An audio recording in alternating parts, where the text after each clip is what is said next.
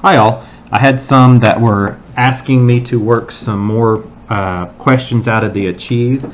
Now keep in mind, Achieve will regenerate problems in each of these, so your assignment on Achieve will not be identical to this, but it should be extremely similar. You might have different numbers in the problem, but it's going to be an extremely similar type of problem.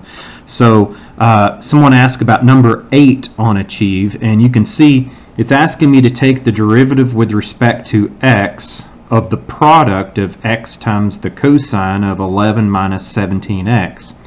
So what I went ahead and did here, using the product rule, I said, well, the derivative of x with respect to x is 1, and then times the second function, so I have the cosine in there, plus the first x, now times the derivative of cosine. We know derivative of cosine is negative sine. You always keep the angle and then multiply by the derivative of the angle. Well, derivative of 11 minus 17x is the negative 17. Then after that, it's just a matter of simplifying. There's nothing to simplify in the first term. It's just the cosine of the angle, 11 minus 17x. But then in the second one, I know that the negative 17 times a negative 1 would be positive 17. I multiply that by the x to get 17x times the sine of 11 minus 17x. And at that point, we're done with that one. Now, the next one someone asked is number 18. Let me show you what I've done for that one. It's asking us to take the derivative with respect to x, and again, yours will be extremely similar to this, probably not identical. Mine, I had the group 12e to the 15x plus 13e to the negative 5x, that whole group raised to the 6th. So we know the chain rule is what they're testing.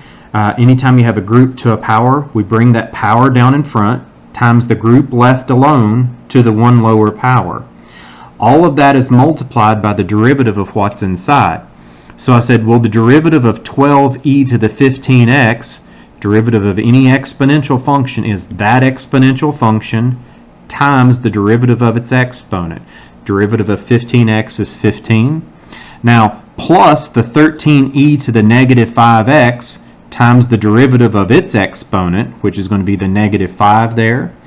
After that, again, it's just a matter of simplifying. You'll notice I brought the first two factors down, the 6 times the group to the 5th. And this last group is just, I did the 12 times 15 for 180 times the e to the 15x.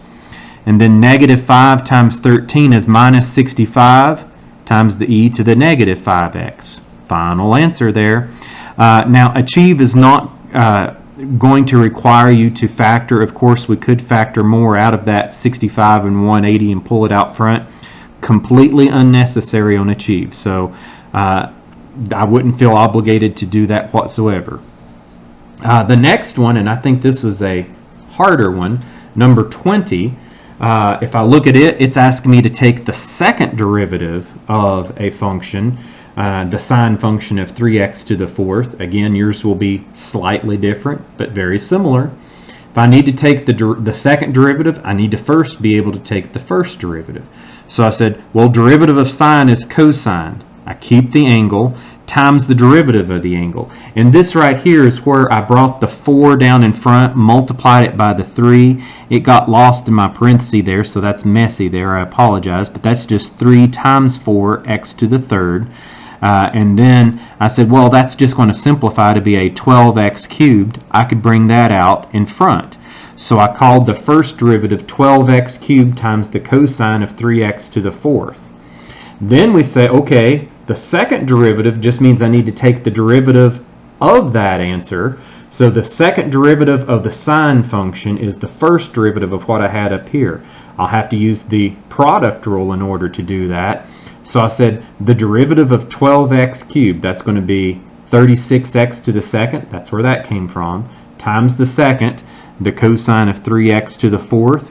Then I said plus the first 12x cubed times the derivative of the cosine function. Derivative of cosine is negative sine, keep the angle, and then times the derivative of the angle. And again, that derivative of the angle is 12x cubed. At that point, it's just a matter of combining all the terms in that second term My first term I just brought down. In the second term, I need to see that all of these are factors. I have a 12x cubed times a factor of -1 times a factor of 12x cubed.